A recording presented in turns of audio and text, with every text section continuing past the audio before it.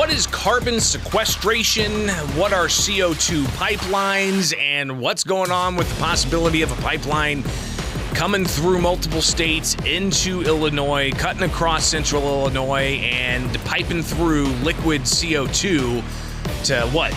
Store it somewhere? We've talked about this in the past, a lot of interest because this thing is planning to come right through central Illinois, and there's a lot of moving pieces.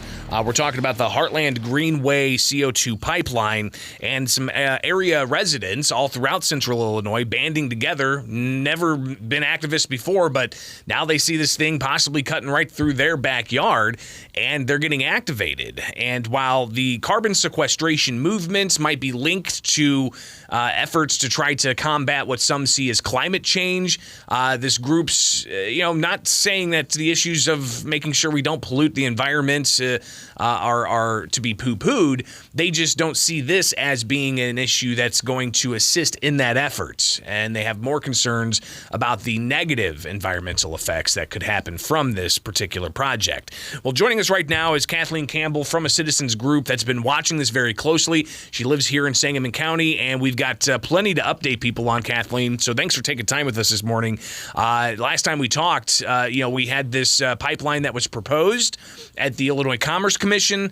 The Heartland Project then retracted that proposal, but they went ahead and put another proposal in with some variations and changes and whatnot. So that's kind of the latest that we had with you last time, but we have another update as much as even up to yesterday. So Kathleen, take it away. Where are we at in all of this? Sure. Oh, there's so much happening, it's hard to track it all. So in Sangamon County last night at the zoning committee meeting, Navigator has now offered them what's called project development agreements, sometimes community service agreements. I will say these have already been turned down in McDonough County, Christian County, Montgomery County, so we're hoping Sangamon County will do the same. I do not have a copy. They haven't released that yet, and so we don't know the exact contents of it. We do know from the announcement last night that they're offering a total of approximately $47 million over a period of 30 years, if Navigator stays around 30 years to make those payments. But here's what's very interesting, is it's not just for a pipeline through Sangamon County as they proposed and have filed at the ICC, but also for sequestration and storage in Sangamon County with, as far as I know, points unspecified at this point. It might be in the agreement, but again, that hasn't been released yet. Now, they didn't vote on that last night. They're going to be taking that under advisement and reviewing it, but the fact that we've suspected all along, Greg, I think we've talked about that on previous conversations. We're hearing they were trying to get sequestration agreements. At the ICC, they're just saying that they're going to sequester in Montgomery and Christian counties. But they've been having meetings up in Logan County. They're also looking at Tazewell County, DeWitt County, and now Sangamon County for sequestration. So, of course, that's going to be more pipelines, depending on where it goes. So it's very confusing. It's very upsetting because sequestration certainly has its own problems, particularly with possible contamination of aquifers, waterways. It can spread. So that's very concerning. What they did do last night at the Sangamon County Board meeting is they did extend their moratorium to December 31st. Now we have a number of counties that have moratoriums in place. Theirs was going to expire May 1st, so I'm glad we got that extended. They are also going to be considering a resolution to formally oppose the pipeline. We've been asking for that. They've been staying a little bit more neutral than what we'd like.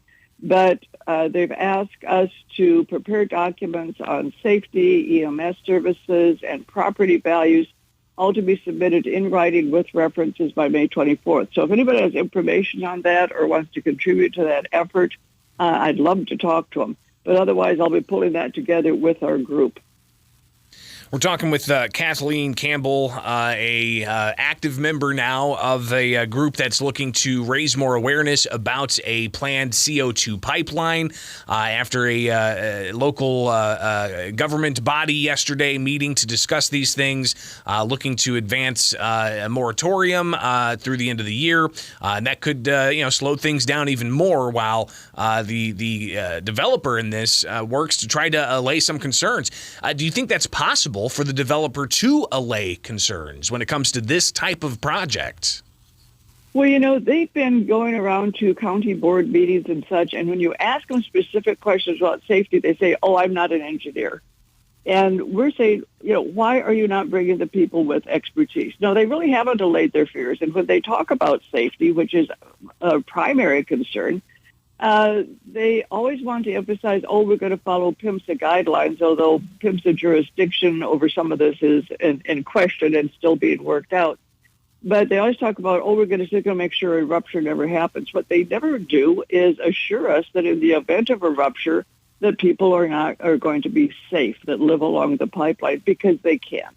I've been looking at the data, and we know how dangerous this is. And right now, if one of these pipelines ruptures, say along the trunk line or what they call the Montgomery lateral, starting at Glenarm going down through diverted into Montgomery County, if one of those ruptures right now, the people at their proposed setback of 1,029 feet will be at CO2 concentration levels immediately dangerous to life and health within 5 minutes. And I can document that from the published literature, from test ruptures from DNV.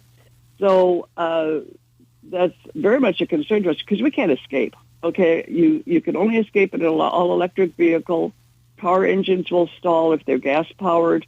And when those levels hit, also that erupts at negative 109 degrees Fahrenheit. So you're probably going to be dealing, depending on how close you are, with some frostbite, immediate cold. There's a debris field, depending on where you are as to whether you could possibly get hit with that. But the primary concern is the CO2 concentration levels, and they will not say that they're going to make sure that in the event of a rupture that those concentration levels are such that people can survive and escape. Again, we're talking with Kathleen Campbell about a project that's being proposed to have a pipeline carrying liquid CO2 across multiple counties. It's not just Sangamon County. I mean, this thing's going to be coming through from Iowa if it's approved. And we're looking at maps here, Kathleen, as we're talking, and it goes through 1, 2, 3, 4, 5, 6, 7, 8, 9, 10, 11, 12, 13, 14 different counties or so. That's all right. Across the western part of central Illinois on into central Illinois proper. What's interesting, though, is it splits in several ways and even ends in Christian County and Montgomery County, end up in, Henry County. So is that where they're wanting to pipe all this stuff through, and why end it in those areas? Well, they want to get into the Mount Simon Sandstone Formation for sequestration, and they're saying that once it gets pumped in there a mile deep, it can never leak. But there's already been 2 gas projects in Illinois where they said it would never leak, and it was sequestered in the Mount Simon Formation, and it did leak and continues to leak and has damaged aquifers. So we are not at all certain that those will stay safe. And the other problem is because they could not get adequate sequestration sign-on in Christian County, they don't get eminent right now. Well, we've got to talk about legislation on Monday, but right now there's no eminent domain for sequestration, so they could not get enough sequestration sites in Christian County because people resisted. They're very concerned about their aquifer, and so then they went down to Montgomery County, which they had not filed at the ICC, and got sign on there. But not enough. So they, to my knowledge, they still do not have adequate sequestration, which is why they're also reaching out to these other counties, Sangamon now, Logan, as I mentioned, DeWitt, Tazewell. And so we could have this spider web ripping up far, far more farmland than would be needed as they try to seek sequestration sites, and they're ripping up all this farmland. So that's a real concern. And then waterways are a real issue. As you may have heard, they have applied at the U.S. Army Corps of Engineers for 1,800 individual permits for waterways. So they're exploiting a loophole. U.S. Army Corps of Engineers did this program so they can apply for individual permits for each waterway rather than as one project.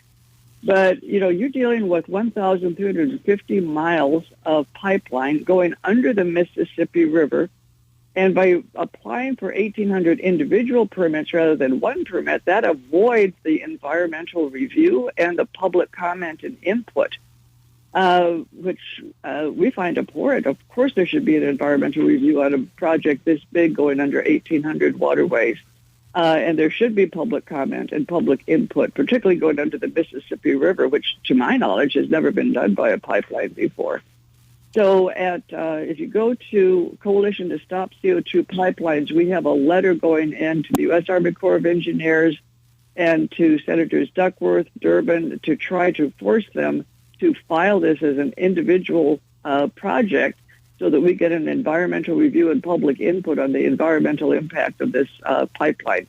Our goal, we wanted to send 500 letters. We already have over 600 letters, and it seems to be picking up speed because it's a legitimate concern. Kathleen, finally here, you had mentioned, the idea of eminent domain and even the Illinois State House. What could the State House do about this, if anything? Well, actually, on Monday, there are subject matter hearings, and you can tune into those from the General Assembly website. They're from 11 o'clock to 2 o'clock. I'll be testifying as one of the people on safety. They're 3-hour hearings, and we want people to support Senate Bill 2421, HB 3119, for setbacks and to eliminate eminent domain for CO2 pipelines and to oppose the industry bill, HB 2202, Senate Bill 2153, where they want to, as soon as they finish the project, they take the money and run, and all the liability goes to the state of Illinois. So there's more in those bills, but basically, please listen to the subject matter hearings on Monday and contact your politicians so that we can pass HB 3119 and oppose SB 2153. Well, we'll definitely be covering that. Greatly appreciate you taking the time with us today. Kathleen Campbell, a citizen who found herself turning into an activist because of this proposed pipeline that is cutting across 14 different Illinois counties. It's proposed. We'll see what happens, and we'll definitely follow up with you. Greatly appreciate your time this morning. Oh, thank you for the opportunity, Greg. Always good. It is Springfield's Morning News on 92.7 WMAY, Springfield's News.